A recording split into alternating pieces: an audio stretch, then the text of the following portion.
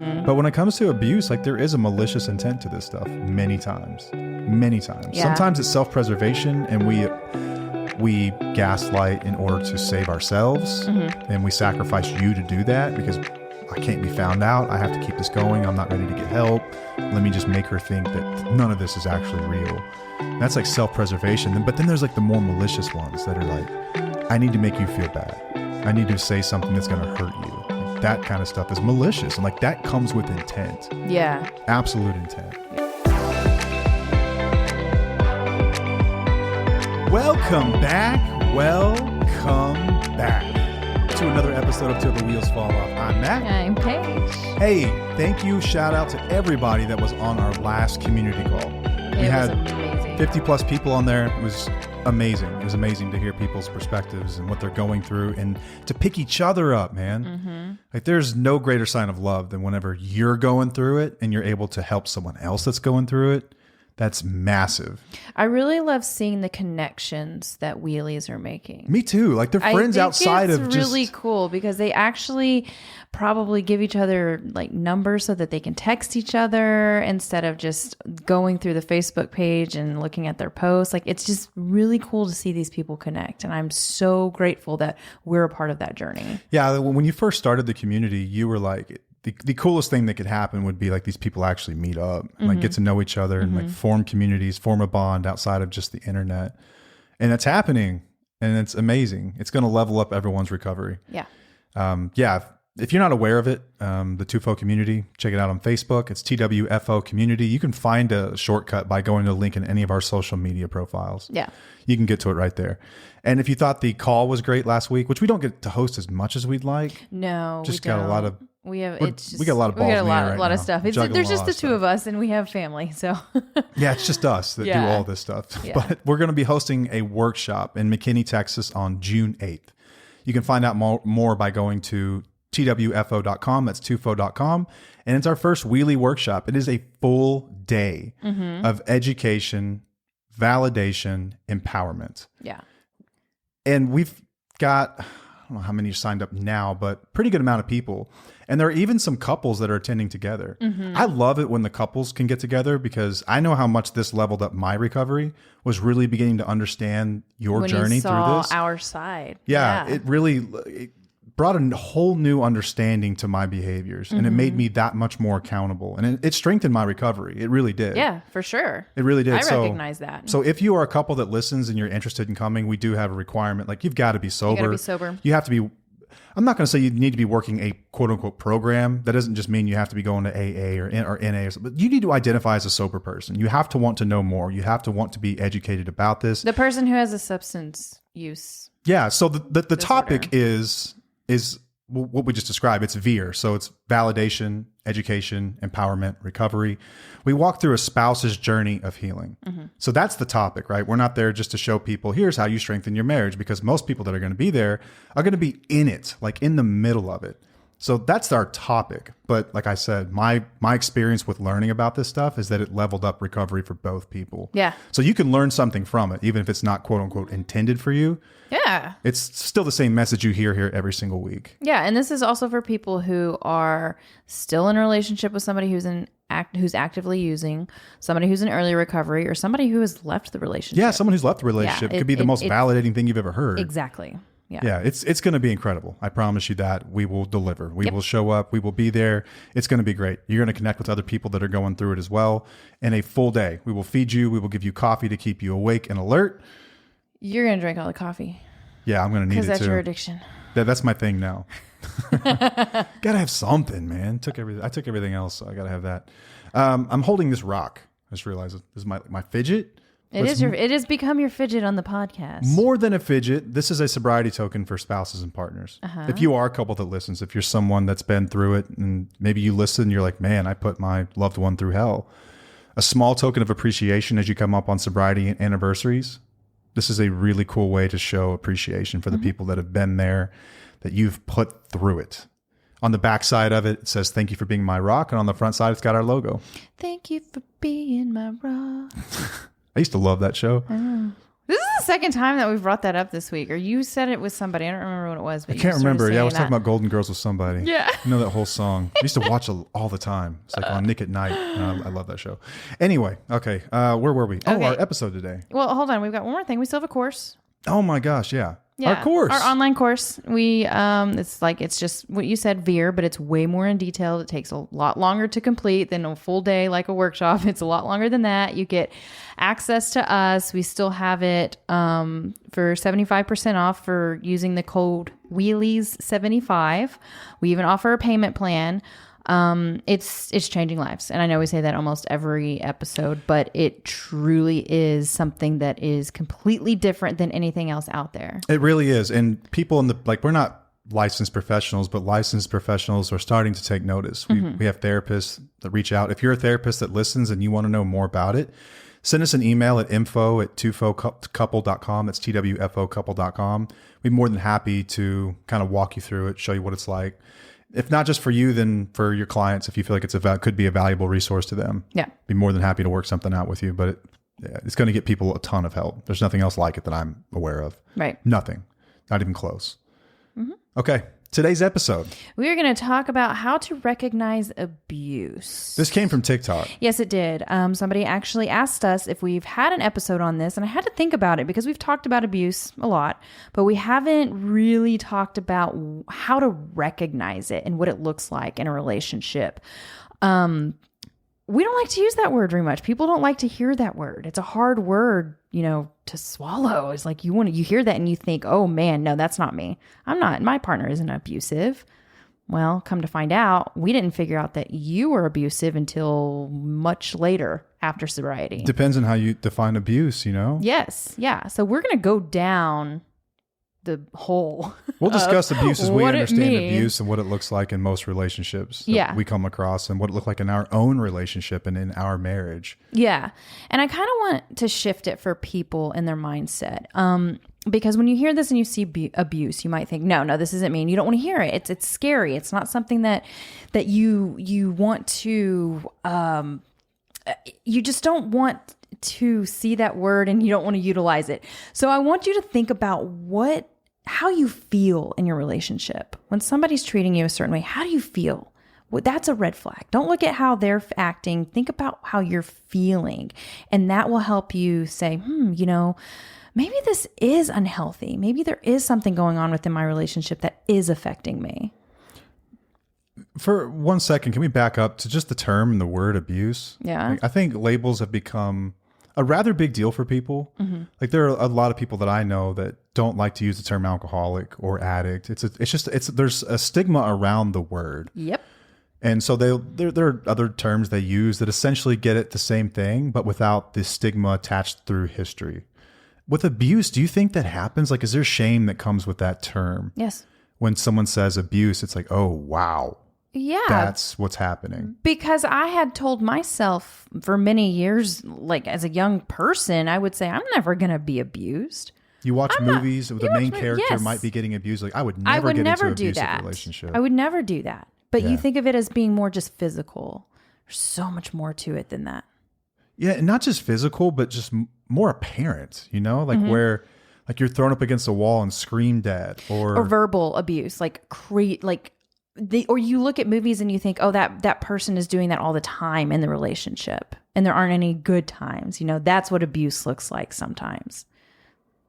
Yeah, abuse is actually, it's not it doesn't just have to be apparent like these dramatic scenes in movies where someone's being screamed at or yelled at or having things thrown at them or punched or kicked or whatever, held down, you name it. Yeah. It's just more subversive than that a lot of the time in the relationships. And you're right. Like it's not all the time. Mm-hmm. It comes up sometimes. Yeah. And when it comes up is almost just as important as it coming up at all. Yeah. The way it's used. It can be gradual. Like there can be a time where it's like, ooh, wait, was that didn't feel right, but it's okay. Maybe he was just, having a bad day. Or it's okay, I'm going to give this person another chance. And then it just happens again and again and again, but you get sucked back into that good times. Then you forget. Before we dive off into the actual episode, like the content of the episode, let's just have a conversation like about that for a moment. Because all couples fight. Yeah. Like siblings fight. Like parents and children fight. Like we have disagreements in life and we argue. And sometimes we do and say things that we're not proud of. Everyone has done that. Everybody does that. Everyone has done that. Yeah. What's the difference between that? Like how do you draw the line between just normal disagreements? I shouldn't say normal, but like passionate disagreements and abuse. Because we've gotten in fights where like we've both said some horrible things, like yelled at each other. Yes. And then we'll laugh about it afterwards. Like, I'm really sorry. Like that or sometimes you just laugh it off. Like, man, that was crazy. You don't really address it. And it's almost like when it's not abuse. And then sometimes when the line was crossed.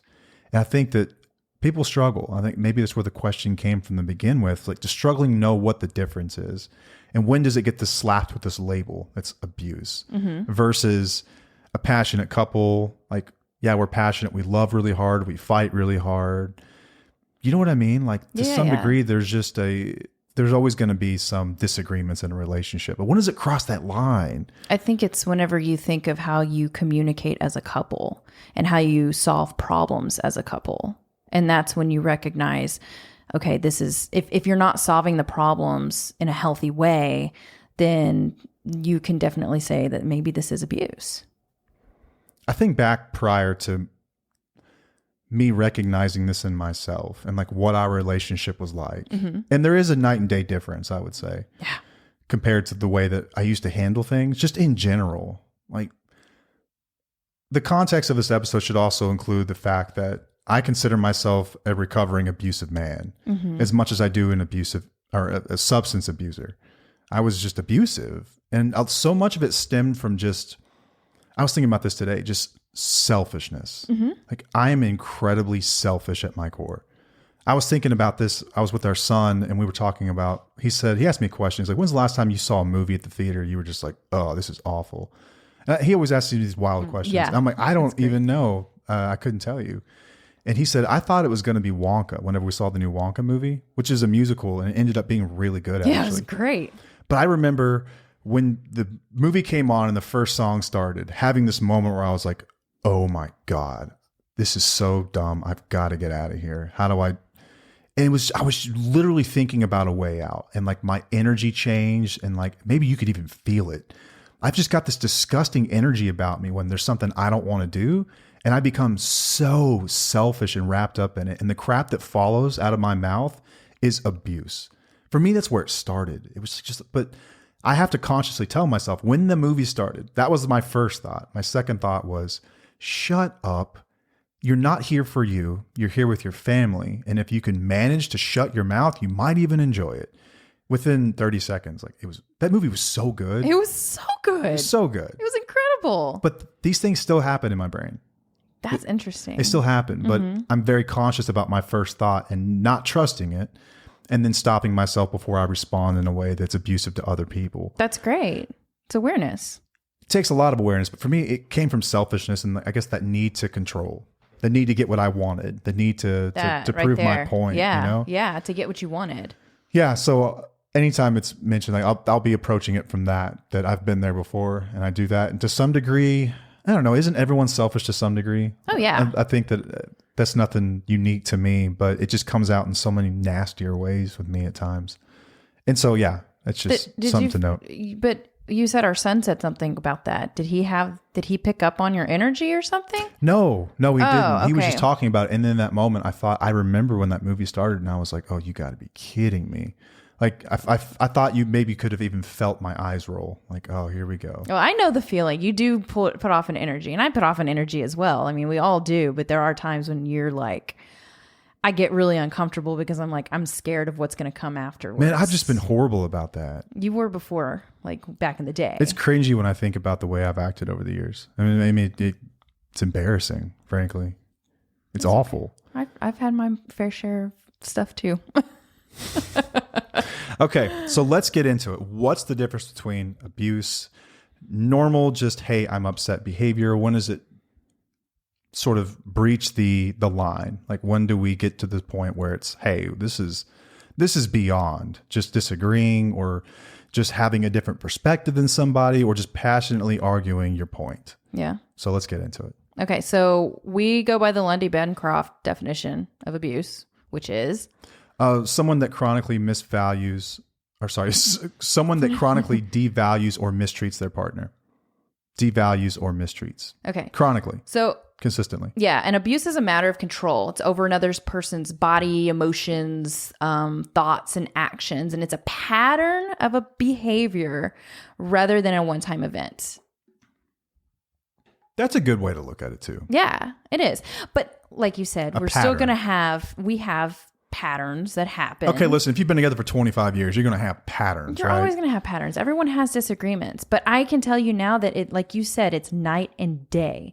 I know the difference. I know whenever you are not, when you don't have abusive tendencies. Like it's a feeling that I get. Yeah, you're not trying to be, you know you're not being manipulated or controlled. Yes. So I kind of want to go just through a list of like different types of abuse. Can we do that? Yeah. All right. So there's physical, obviously. Which that's the one that most people everyone attribute thinks to about. Abuse. Like hitting, punching, kicking, burning, or any other form of physical harm. And this one gets kind of complicated too, because I feel like a lot of people will say, "Oh, it wasn't that bad. You know, I caused the fight, and he just kind of had to push me out of the way." How often does that happen? How does it feel when somebody does that to you? Yeah. When we were younger and we're just dumb teenagers, you'd get really mad at me and you would like grab my arm with your claws. Sure did. Like your Catwoman claws. Yep. And I would like swat your arm away from me. Like you would leave cat marks on me. Yeah.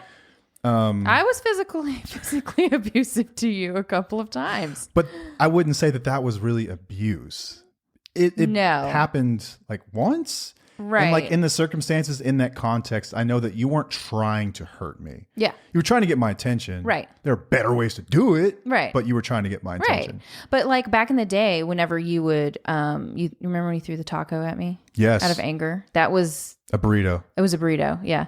And then like tossing tables and doing things, flipping the chairs cabinets over. and stuff like that. So this happened a lot. It wasn't like a once in a, year situation or something. I remember one time in one of our apartments, I threw a backpack that was full of something at the wall that you were standing, I don't know, 10 feet from. And I wasn't throwing it at you. I was throwing it in my direction. Sort of in your general direction. And it like dented the wall. Yeah. I mean, I've punched walls. I've broken stuff, like kicked stuff, like you name it. Yeah. And people get angry and they've thrown things. I've thrown remote controls like on the ground whenever we've gotten really angry. You broke a whole lot of phones. You've turned more remote controls into maracas in your life. Yes, I did. Than anyone I know. I did. And okay, I'm not going to justify it. We're not going to go down that road. But yes, I did do it. People get angry. It's a natural occurrence. But if they're doing it to like out of anger directly at you, that's scary. It's really scary. You've scared me before. And we've talked about that. Like I have been scared of how you would react towards me. Yeah, if it's an anomaly, if this is something that's happened before and it's like, oh, remember that one time when you got upset? I wouldn't say that's abuse. Like, yeah. We talked about the recurring pattern of it all. Right. That was a one-off. Right. And that happens. No one's perfect. We're going to have those moments. Recurring pattern. It's the pattern. It's the chronic nature of it when this breaches into abuse. Yeah. Yeah. All right. So let's go into the emotional abuse. Yeah. So this can be verbal attacks, intimidation, manipulation, gaslighting, constant criticism, guilt tripping, lying. An abuser may lie about their actions or interactions. Intentions. What? The word says intentions. Oh, thank you. You corrected me. You never do that. But it made more sense. Thank you. Okay, thank you. So they may lie about that and elicit a certain response from us to avoid accountability for their behavior. So this happens a lot in these relationships. Yeah. The lies are really big. Big time. And you would lie to avoid accountability for your behavior. All the time. I made up more stupid stories about God knows what. Yeah. to cover my tracks. That's usually what it was for me. It was like trying to cover my tracks, but absolutely lying and like knowing I was lying. Yeah. And then gaslighting. That was definitely a thing too. Oh, yeah. Yeah, making you think that you're crazy because you're on to me. Did that a lot. Guilt tripping. I don't really think you did much guilt Absolutely, tripping. I guilt tripped. You did? You want to know a classic abuser line? Stuff that we'll do. What? Anytime that you would... Like, you were really intuitive. Your gut instincts were always on point, and you were always getting so close to like catching me in lies or catching me hiding something. And anytime that you would have me on the ropes, especially when it came to our finances, you would basically state a very, very rational and like just a very like, listen, these are the facts. Here's what's happened to the money. This is what I see. And I would flip it completely, and I would guilt trip you for not trusting me. I would guilt trip you for trying to change me, for not accepting me who I am. That's because true. I had things different. I just operate differently, and you make me feel like I can't be myself. And I would make you feel guilty for having concerns. Like, that's a very, very popular one that a lot of abusive people use. Oh, I'm glad you brought that up. Is guilt tripping you for seeing, just calling things how you see it. Like, this is what's happening, and I'm looking at it, and I would guilt trip you for it. And before you know it, the argument's not about the real problem. You're defending yourself, and you're feeling bad, and you're crying now for making me feel bad with my fake performative, oh, poor me, woe is me, I'm terrible, you never loved me anyway, you hate me, I hate myself. And now I'm making you trying to support me. I'm making you like fall back into my corner. Like, oh, man, I am terrible. I'm just too hard on them. My expectations are too high. And that's what we do. We elicit those responses out of people intentionally to try to get you to leave me alone. Like, we need to take this somewhere else. So we shift the focus of the conversation onto something else. Guilt it's a good way to do it with people who are empathetic, which many people in these relationships are. They're empaths. That's why many people are still in them, because they understand that someone's struggling. They've seen their life. They know they didn't have it easy growing up. They know that things are tough in their mind. And so we prey on that. What sucks is that you knew what you were doing, but you didn't know how it would affect me. No, like in the moment, it really is. It's just like, okay, I just need to shift the conversation onto something else. We just need to make this go away as fast as possible. There's no conscience there. You don't really think about the effects of that. Like in the moment, you're not thinking like consciously, like, I know that when I say this, it's going to lead to all these downstream externalities that we experienced years later. That's crazy. Years later. Like, you just think in that moment, like it's a white lie, or that right there. Like, you just think it's you used to always say that. What? I would always talk about lies and stuff just in general. It wasn't necessarily lies towards me. It was just lies in general. And this was a red flag, is that you told a lot of white lies, and you were okay with telling white lies. And I was never okay with white lies. I was like, no, this is a red flag. If you're lying about something so small, what else are you lying about? Mm-hmm. It was a thing. You don't remember that? Like when I'm telling a story or something? Or like, what do you mean? You would literally say like white lies. You would say that. It was a thing. Oh. This was like back in our early 20s. You ever seen Talladega Nights? That was just on recently. Oh, hell, Ricky, I was high when I said that. So stupid. Couldn't be held responsible for saying, what was it? If you're not first, you're last. He's like, oh, I was high when I said that. What are you talking about? Yeah, I do not doubt for a second that I said something like that. I don't remember it. I'm not going to lie, but I don't remember. Well, I mean, it was a thing. I guarantee you it happened, but yeah. Because, I mean, you lied about a lot of stuff, and that was your way of justifying your lies. It's like, oh, it's just a little white lie. It's not going to hurt anybody. But then it got worse. So this is an interesting conversation to have with you, because there are things that I don't remember back in the day because we've been so far removed from it. You know, you're 11 years sober. It's been a long time since we went down that path. And for you to recognize, and I think that's what makes this whole thing different than a lot of things out there. It's not just the addict speaking, and it's not just the spouse speaking. Like, you remember what you put me through and what you did. Yeah. There are a lot of things that I don't remember. I minimized a lot of things. So those behaviors in me, like, they were separate from the addiction. We've talked about this more times than I can count. That just because you remove the substance doesn't mean that a lot of these behaviors just appear automatically either. Like these things were separate. Abuse is separate from the addiction. They are not like one and the same. But there are a lot of people who will say, this is just me. That's who I am. So you just have to deal with it. What do you mean? Like even after the substance is removed and then they have that, for sure. They're still going to keep saying that. Like, this is just me. This is just how I am. I knew that I was like, I don't know how to put it. I knew that I was rotten in a lot of ways, like just rotten. Like I had parts of me that were just bad. We all have parts of us that are bad. I don't want you to beat yourself up over that. It took that for me to like, when I was getting better, like when I was healing, I had to really recognize and like get brutally honest about a lot of this stuff and I got humbled, like majorly humbled. And I had a really good support system that let me know what healthy people thought like and looked like. And I could tell immediately that my brain didn't work that way. So you can get better. I mean, it takes a lot of therapy. It takes a lot of work. It takes a lot of humility. It takes a lot of calling yourself on your shit and recognizing when those thoughts pop up and then examining why that happened and what was that about. And I always try to get to the lower levels of like where that starts, you know? Oftentimes it's protecting my ego. It's boils down to just a few forms of fear. It's the fear that I'm not going to get something I want, the fear that I'm going to lose something I have, or just a general fear of the unknown. Like a lot of my crazy actions came down to like fear and a lack of humility and just a lot of ego. And sometimes I was just arguing or deflecting just because I didn't want you to be right.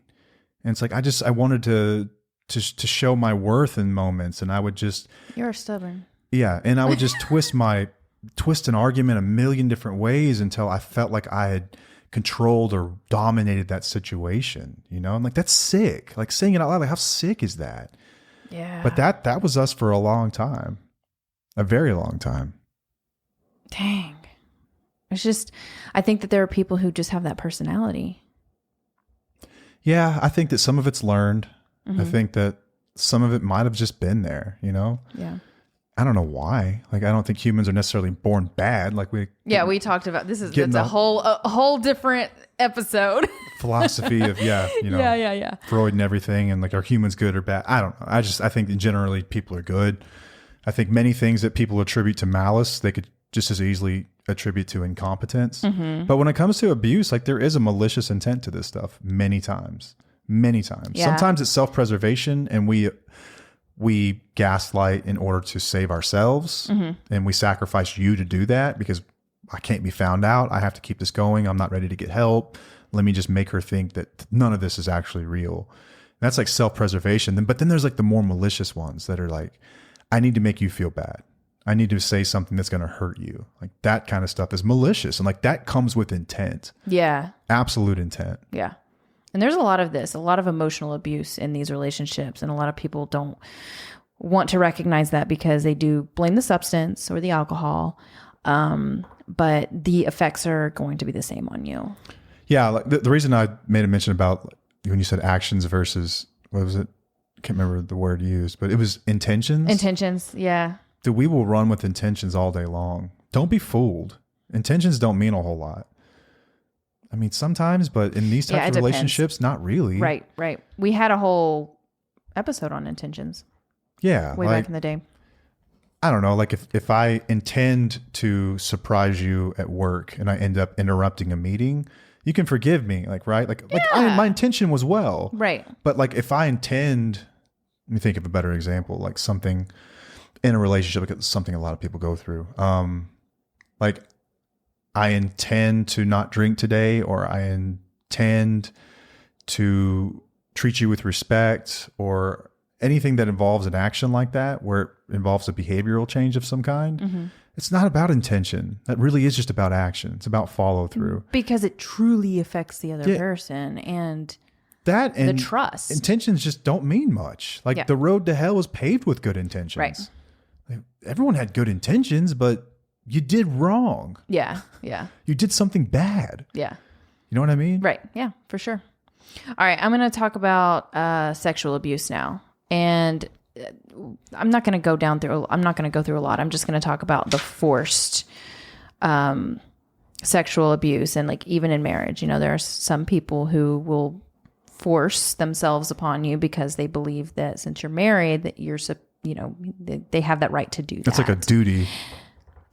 A duty. Yeah. They think it's their duty, but it's not. Even in marriage, it is not their duty to force themselves upon you. That is abuse if they are trying to do that. Yeah. Sexual coercion takes place in marriages all over the place every single day. And it's still abuse. Just because you're married means jack shit. Right.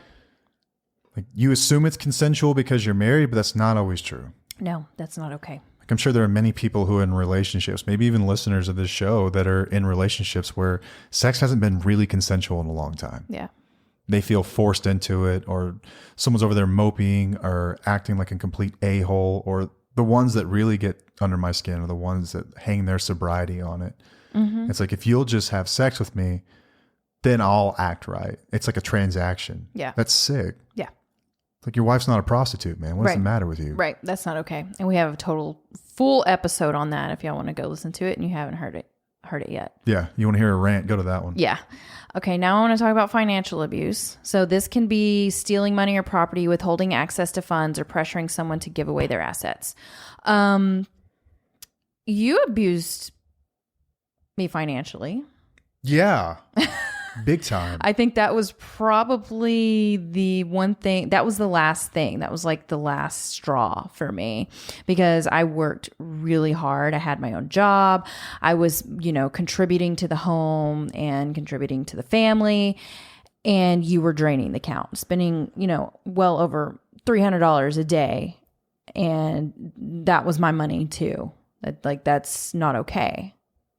I always felt so bad about that. And then I turned around and I would guilt trip you, and I would make you feel bad for funds that you had to spend on like things that you needed and things that it was your money.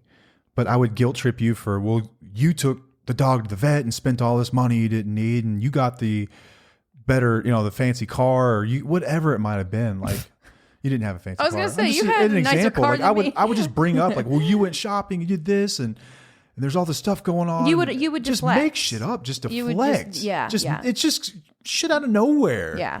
And I find a lot of times that spouses aren't, I don't know another way to put this that doesn't sound just disrespectful, but not the best at defending themselves when it comes to, and maybe it's just because there's this power imbalance where the addict is always just dominating and controlling. Yeah. And so when you do speak up, you're very timid, and it's like you're scared to speak up and say what you really think, because it could turn physical. It could get really nasty. Or you turn it around on us. It's always going to be something else. We're never right. Yeah. We never have a place, even though we're very rational. Like, we're very logical people. You're on the money. Like most of the time. Yeah.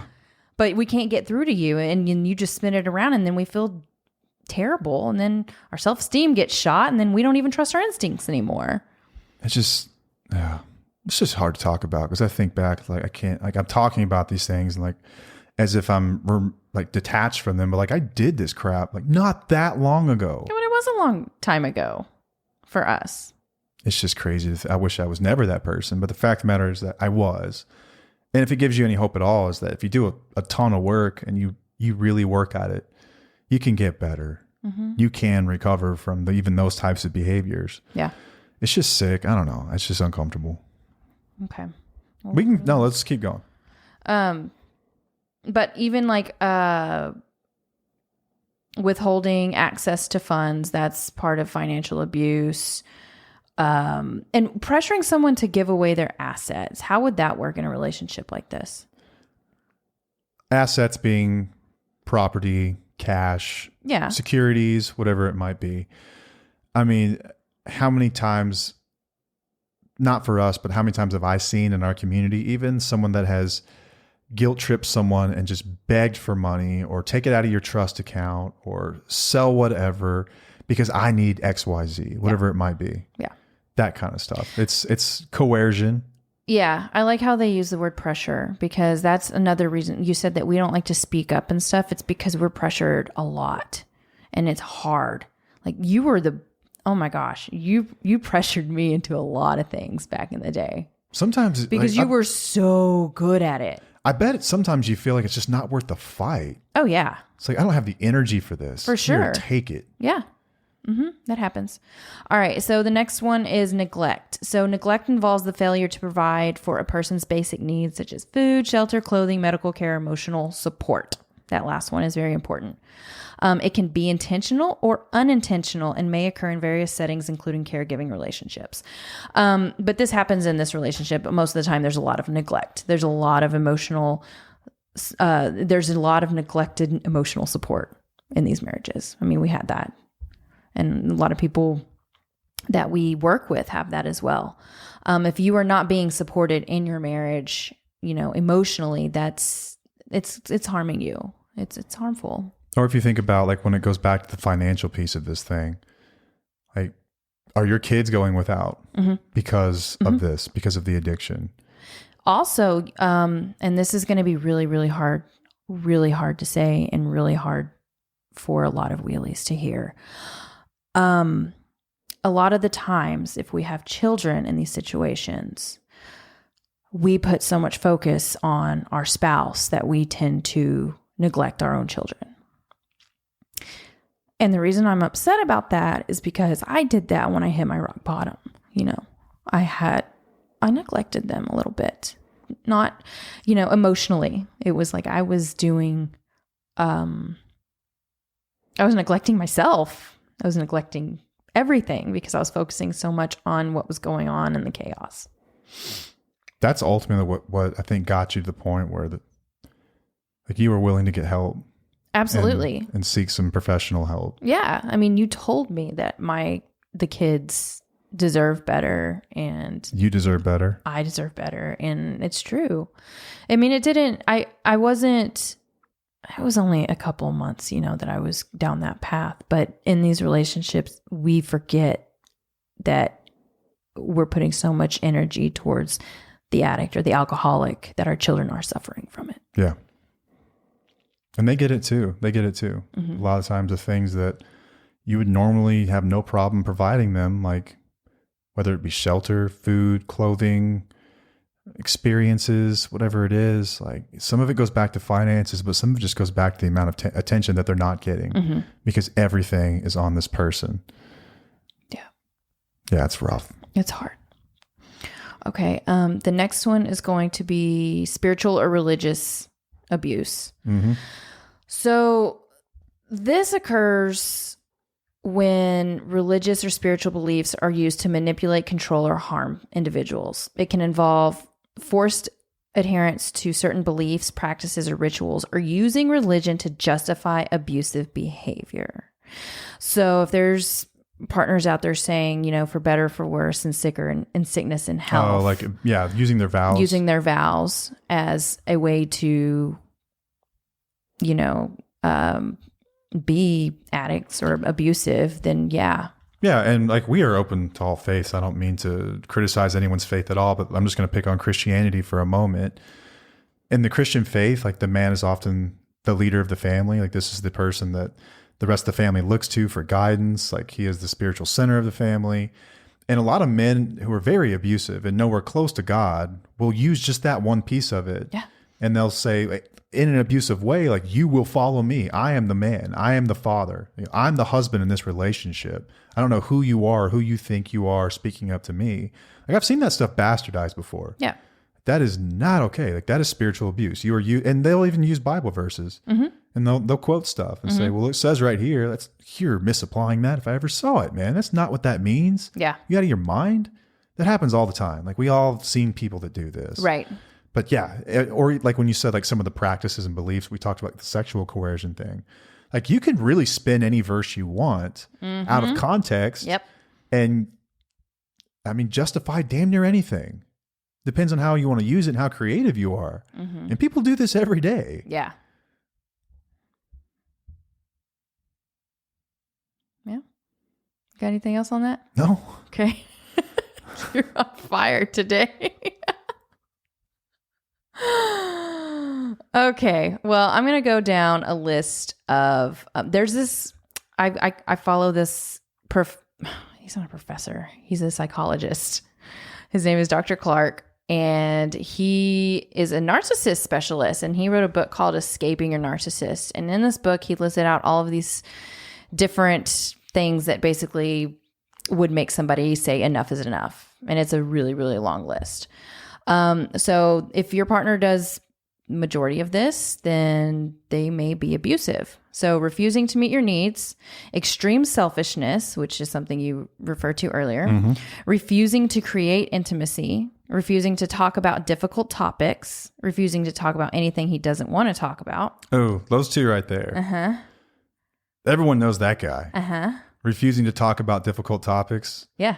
There's never a good time for it. There's always some excuse for why. Yeah. I'm stressed. This is going on. You know, I have this thing coming up. It's not the right time. There's so much going on at work, whatever it might be, or anything that he just doesn't want to talk about. Like, you can't ever bring up anything serious. Yep. Silent treatment for days and weeks, even months. Oh my, can you imagine? Months of that? No. And this is different from spouses who detach. I want you guys to not read this list and think of yourself, because it's different. It's totally different, because our silent treatments are not necessarily just silent treatments. No, there's two different types of silent treatment. There's a silent treatment when you're processing. This is when something's happened in your life. Like, let's say that there's been a death. You've just gone through a major life change of some kind. Like, let's say that your kids left the house and you're empty nesters, or you just lost your job. Something significant that's going to require some sort of an identity shift usually comes, for a lot of people anyway, comes with a period of processing. And that could mean that you are much more quiet than usual. You are not doing it to punish anybody. You are doing it because that's your process. Yeah. Okay. And generally the best way to talk about this is to communicate it and let someone know, I know I'm like, they could even bring it up. Hey, you've been really quiet lately. You okay? I know I have been. I'm just really going through a lot. I just need some time to process. Fair. And you give them time to process. But the other type is whenever you get in a fight and they just shut down to punish you. They're punishing you. They want you to feel lonely. They want you to feel alone in everything, to make you feel like you have to earn their attention. Yeah. That's abuse. Okay. That's abuse. That's totally different. Wow. All right. I was never a silent type. No, you were not. The opposite. No. I would have moments. I would have days or mornings where I would wake up and I'm like, I don't want to talk.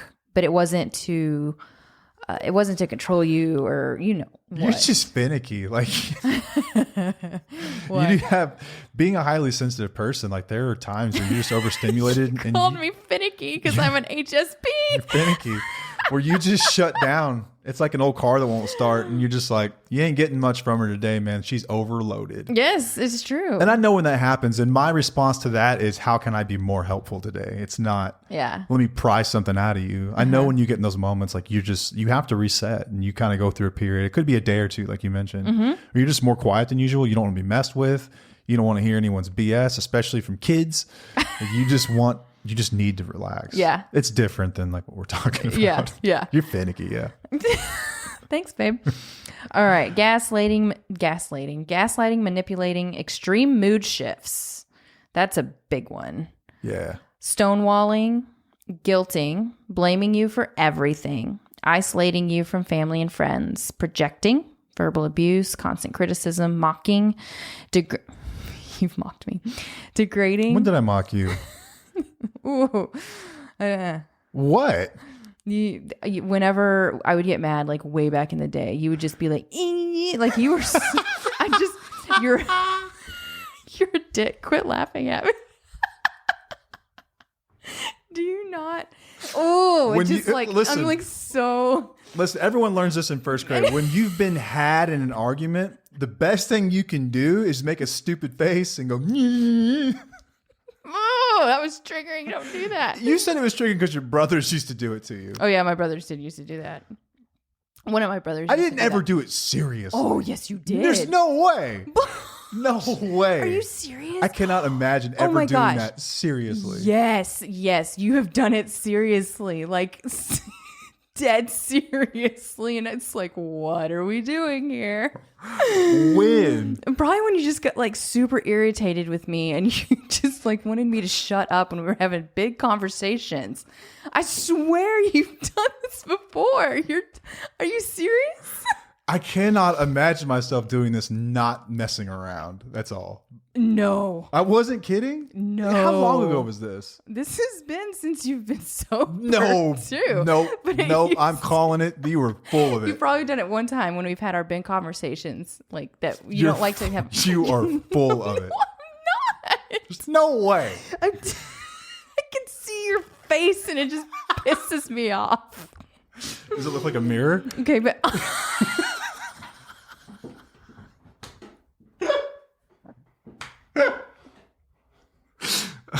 sorry. I'm going to object to that. We'll put a pin in that one. I'm not even gaslighting. I'm pretty damn sure. It's okay. I wouldn't ever do that seriously. How would I even go about that? Like, it would have to be... There's just no way, Paige. No way. No way. I was being sarcastic or just jacking with you, or I was done with the argument and you were still in it, and I was just teasing you or something. I don't know. Now you're okay. I know what to do now from now on if I really want to get under your skin, though. Oh, you want to see me throw another remote control? I got a couple extras in the drawer. Okay, I'm going to go back down the list. All right, degrading, a superior attitude, need to control, lies that never end, character assassinating you behind your back, inability to ever be wrong about anything. That one. What about that one? That one, that's a big one. That one is big. That is a big one for a lot of people. Yeah. Zero empathy, zero conscience, passive aggressiveness, playing the victim, unpredictable rages, lecturing, ranting, demanding sex, irrational jealousy. I see that a lot. Addictions and false promises. So he actually used the word addictions in this list. Yeah. On our community call, someone had a really good point about divorce. Mm-hmm. Like, we don't advocate for divorce, but I believe that there's a place for divorce in the world. Yeah. I'm not a black or white person that's like, no, you just don't get divorced. Like, what kind of foolishness is that? Like, there are people who are in really, really bad situations. Yeah. It's an option for a reason. Like, right. But anyway, it's a tough thing to come to terms with, because many people, like, they made it when they take their vows, and they cannot imagine when they're taking their vows that they would ever be put in a position where divorce is an option. But there was something that this person referred to as the 4 A's of addiction. And it was abandonment, addiction, abuse, and adultery. Mm-hmm. Those were the 4 A's. And like, those are the 4 deal breakers. Yeah. I think that's a good list. I think it was amazing when she said that. I was like, wow. That's a good list. Yeah. That's all I had. Sorry, tangent. Okay. So I want to talk about what happens to us long-term when we're being abused. So when these types of things happen to us, we do go through this in the course in depth, actually. Why are you looking at me like that? No. Okay. Do you have a section in the course about abuse, right? I do. Yeah.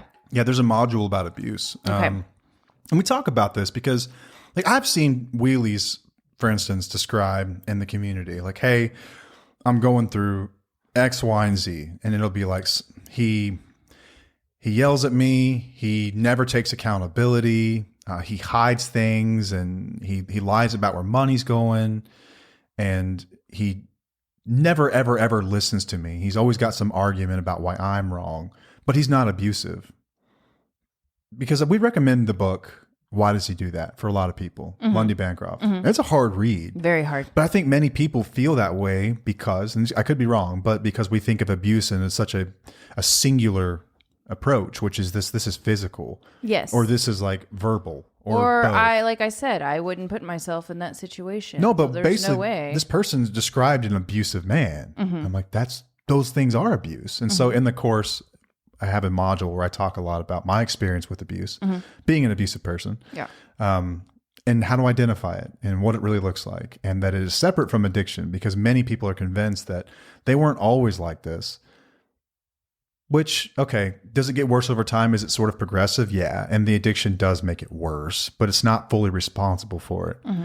So it's important to recognize, like, if you're considering ending a relationship with someone that is an addict and they have abusive behaviors, you need to know that when you remove the substance, it's not going to change the abuse.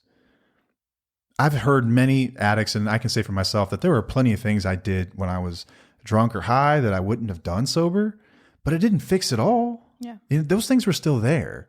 So buckle up and get ready if you plan on working through this, that this is going to be part of the healing process.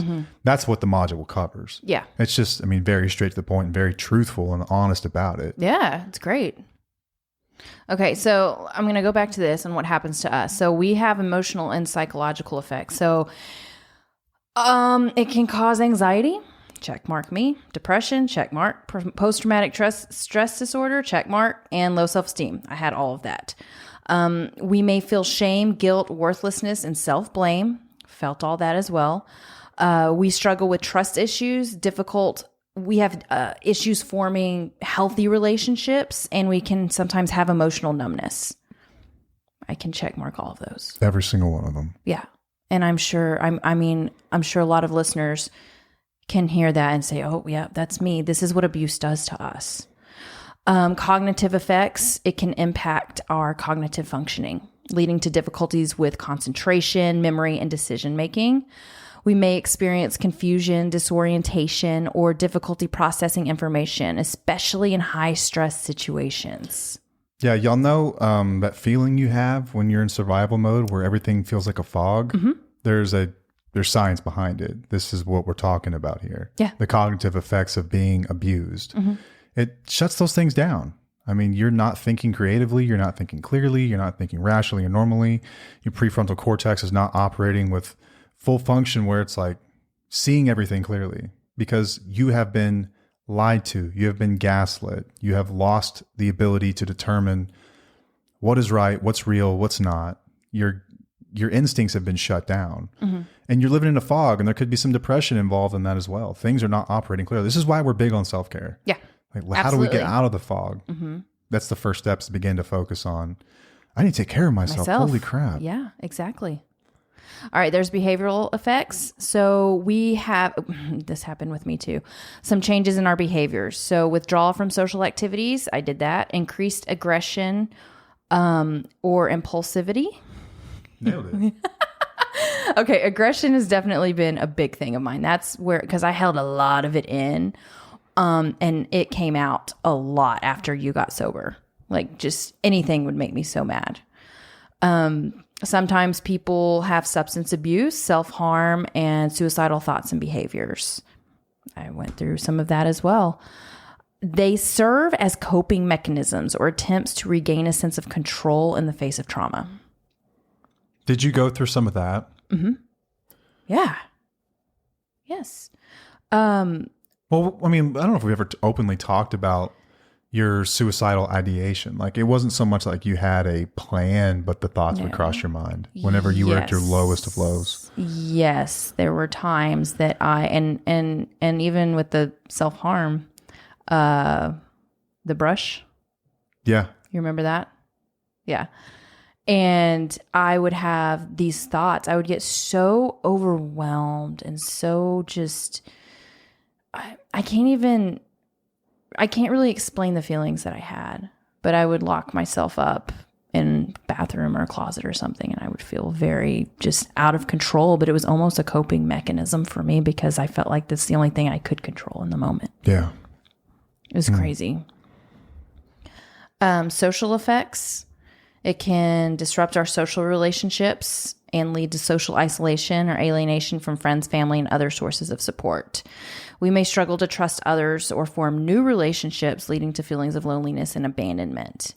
I think a lot of people feel this way. They're really concerned about removing themselves from a relationship because they're afraid they can't trust other people, and they're afraid to get into new relationships as well. This has got to jade you beyond belief. It does. For me, absolutely. It's hard to trust people. Very hard to trust people.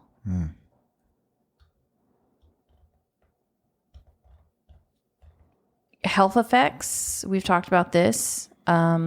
People can have chronic pain, autoimmune disorders, heart problems, stomach issues, and it can weaken the immune system and increase the risk of various health problems. And we've seen people go through some things from being chronically stressed. Stress is a killer. Yeah. It is so bad for you. Yeah, it is. So bad for you. I don't have it in front of me, but I read a study on stress within the last year or so, and it scared me. It really scared me to think about what stress can do to your body versus even things like cigarettes. It is terrible for you. Mm-hmm. And you're living in it nonstop. You don't even realize it. Yeah. Because you can sort of normalize it. Right. But it will show up. Yeah, for sure. And the last thing was long-term trauma.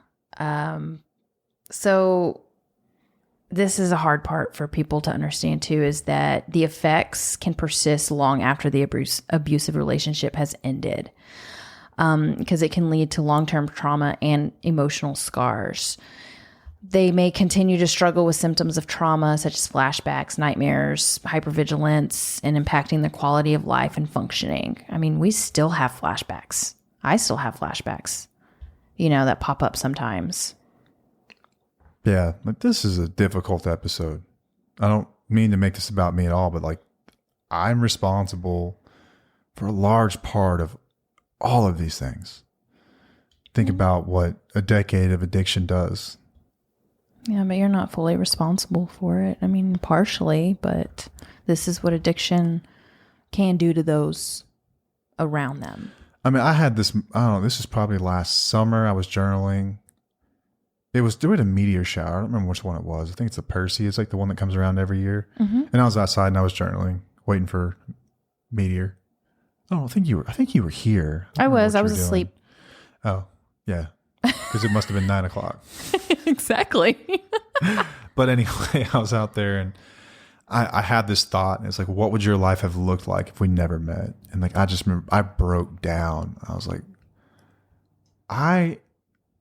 it's a miracle that you're still with me. And like, I think about that. And sometimes I worry, like, man, is she going to wake up one day and realize like what I really was and just like leave me for the monster that I was? Because that's what I deserve. Really, if you think about it. No, you don't. I mean, things are good now. Like we've healed now, but like I didn't deserve that. I didn't deserve that. That was just grace. That was just you seeing good in me, giving me a shot, and then investing further as you saw changes because the work was being done. But damn, you went through hell. Yeah, but we still had good times. That's what's so crazy about all of this. Yeah, because it's not every day. Right, because we talk about this and so people might listen works. and they might think, oh man, God, that's a lot of shit for somebody to go through. How did you deal with that? How did you handle that? It's like, it's not all or nothing. Like it wasn't always like that. It was progressive and it got worse over time, but it wasn't every day. And it wasn't even every week. It wasn't even, but it was consistent enough where it affected. I think couples kind of go through highs and lows, like things can be good or you can be so busy and distracted that you're not really fighting. And that could last for a month, but then you consistently fall back into the low. Mm-hmm. Like our relationship now is just so much more stable. Like we don't have peaks and valleys really. Yeah, exactly. Like yes, it's exactly. It used to be peaks and valleys. Mm-hmm. And it's way more balanced. And like the highs were only high, like relative. And someone mentioned that on the call too, which was, I think, really powerful. It's like, you think things are good. Mm-hmm. Good compared to what? Mm-hmm. When good becomes a relative to abuse, that's not good. That's not really good. Right. Like, it just seems that way because bad is so effing bad. It's like if a good day looks like he didn't scream at me, we didn't fight about drugs or alcohol, or he didn't lie to me. That's good. Yeah. That's crazy. Mm-hmm. But that's what happens. And that's what our life looked like too. Uh-huh. And it's almost like you're waiting for the other shoe to drop and you know it's coming. Mm-hmm. And like, I remember going through those valleys like going through the peaks and like loving the way it felt when things were just like functional. And then knowing that I wasn't going to stop and I couldn't stop and that it was going to catch up with me again. Mm-hmm. And it seemed like each time, like every 6 months or so, like the low kept getting lower and lower and lower and lower. And I was like, I identified the pattern. Like I knew when this was coming to an end. Yeah. And like, that's whenever you were going through detachment and everything else. Yeah. This is probably spring 2013. 2012, 2013. It's like that last 6 to 8 months. It was like the lows were getting lower and they were becoming more frequent. And I was like, I know that she's not going to tolerate this shit anymore. I just know it. Like you had a pretty low tolerance for bullshit, I think, in general, from most people, but for me especially. Like you've always held me to a high standard. Yeah. You've always held me to a high standard. And I don't resent that at all. I love that. I appreciate it. I'm grateful for it. Yeah. That's like when we talk about abuse too, that's something that a lot of abusive people will say. It's that you're just too hard on me. Like you just hold me too high of a standard. Bullshit. I don't believe that for a second. I don't. Like abusive people do that. That's what we do. Like oftentimes we do that. We hold people to high, crazy standards that are just unattainable. Yeah. And we throw it in your face whenever you can't do it. You didn't do that. I was never really that, but I've worked with enough of these guys to know that that's a very common one. Yeah. It's a very common one. Yeah. It's like that's their expectation. It's like the moon. That's not who they are though, but that's what they expect. That's a big one. That one's tough. It's hard to relate to, and just like being honest, because you're right, I didn't have that one. I had I checked a lot of these other boxes, but not that one. Anyway, that's all I got. Me too. This is a tough episode. It was. Really tough. Yeah. But I think it's important. I think that walking people through like what is abuse? Like what is it really? And like we talked about it, like back through that list of things like may seem rather benign, like guilting somebody, stonewalling somebody, projecting, constant criticism, mocking. These are patterns though. It Right. wasn't a pattern. And your mocking wasn't a pattern. You did it. the superior attitude, it all goes back to a need to control though. Like that's what abuse really boils down to. It's a need to control. So it was a need for me to control you, your thoughts. Is really your thoughts. Like that's what it is. Like I need to control the way you feel about something. I need to change the way you feel about something. That's the sort of the basis of it. And for me, a lot of it stemmed from selfishness. But a lot of people will hear that and they'll say, oh, well, I'm trying to change my partner. I'm trying to control my partner. And I was listening to a podcast today, and there was this, I'm not even going to say the name of it, but there's this guy who was talking about abuse. And he was talking about two people in a relationship and how both people can be abusers. And so much of that I just disagree with. Like, I really do. I disagree with it. Like, I think that if you're lazy about things and you want to just cast blame and say that this applies to black and white to everybody, I think that's just a lazy way of managing things. Like elementary schools do this, right? Our kids had what they call silent lunch all year because there's a couple of kids that keep acting up and they're in the same grade as him. And because those two kids act up or three kids act up, the entire third or fourth grade class gets silent lunch where they're not allowed to say a word because of three people. Okay, is everyone guilty to some degree of talking or maybe getting out of line? Sure. But we have three actors that are very much stepping over the line. Why are they not punished differently than the other kids? Yeah. Because it's just easier. Like these teachers got enough going on. I understand that. I get that. But a lot of people take that same concept and apply that to relationships. And like, this is what, listen, like I'm not anti-Al-Anon. I just don't think it's perfect. I don't think anything's perfect. I don't think we're perfect either. But I think the thing that it fails at is a very, very important piece of this, which is that your part's not as big as the other person. Yeah. You're not abusive like the other person is abusive. Yeah. Because people will look at their part and say, well, I do the same thing to him. Like I need to control him. Oh, you mean you needed him to stop drinking and hitting you? Yeah. You see how that's different? Right. That is different, it is y'all. Different. It's different. Technically, yes, you were trying to control him to stop harming you. That's different than someone who is trying to harm someone else. They are more guilty. Yeah. They are responsible. Yeah. I don't believe this like equal trade that is made here. Like with codependency talks. Yeah. A lot of time it's, I'm codependent. I try to control his drinking. Yeah. It's not the same thing. It's not the same. It's not. It's not the same thing. Like with intention sometimes, I was trying to make you feel bad. I was trying to make you feel less than. I was trying to control your thoughts. I was trying to gaslight you. I was trying to change your reality. How is that the same as you asking me not to drink in the house? Yeah. It's not. But you get vulnerable people who are really, really hurt and really harmed. And like you tell them their life can get better if they do this, they do it. How's that beneficial? How is that really helping people? Like, damn it, it's about empowerment if it's about anything at all. That's not how you empower people. No. You first validate them, let them know that they're not crazy, which they knew all along. Yeah. They all do. Because when they show up and they find us, they're like, finally, I've thought this the whole time. Thank God someone else thought this. I thought I was crazy. I thought that I was just doing it wrong. Like, no, you're not crazy. Right. You can't a blanket apply the term abuse and to say that you're also abusive. Now, have there been times in your relationship where you might be abusive and petty? Sure. And that does happen. Yep. There are people who are incredibly petty and they want someone else to hurt. Yeah. They want to hurt you back because you made me feel like a piece of crap each time that you verbally abused me, berated me, whatever else. Do you have some responsibility there? Yeah. Yes. You do. You do. For sure. Part of it is that you continue to show up here. Yeah. You continue to show up here. It's like you show up and watch the sunrise every morning. You're like, damn it. There he goes again, shining all cocky. What did you expect him to do? That's what this guy does every single day. Yeah. And you continuing to fight it is like you're setting yourself up for that in some ways. So to get petty about it and to, I mean, really abuse back is it's a way to make.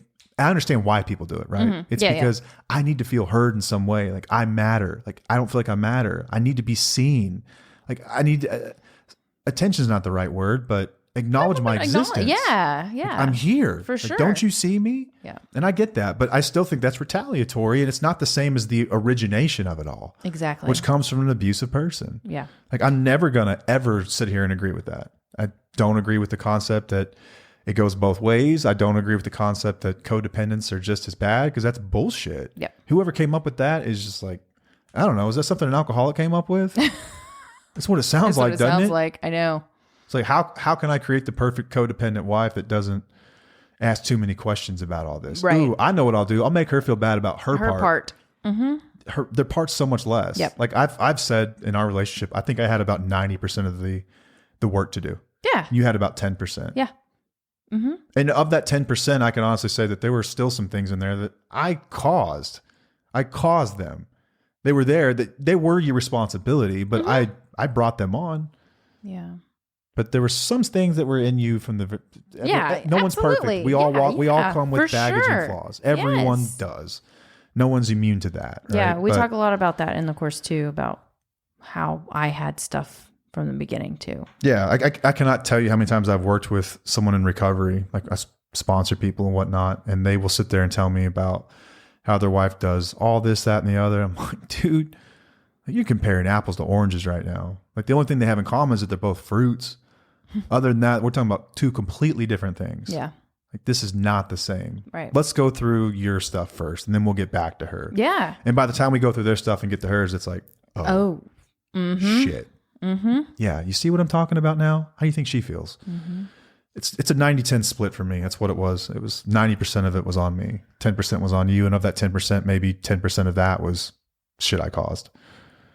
So don't beat yourself up if you think that you might be an abuser too. Listen, like context matters. It does. We've had a reactive abuse episode as well. Yeah.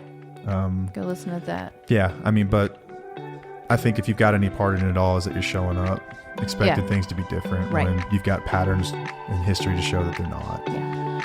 That's solid. Okay. That's all I've got. Yep. Well, all right. Till next time, I'm Matt. I'm Paige. We'll see you. Bye.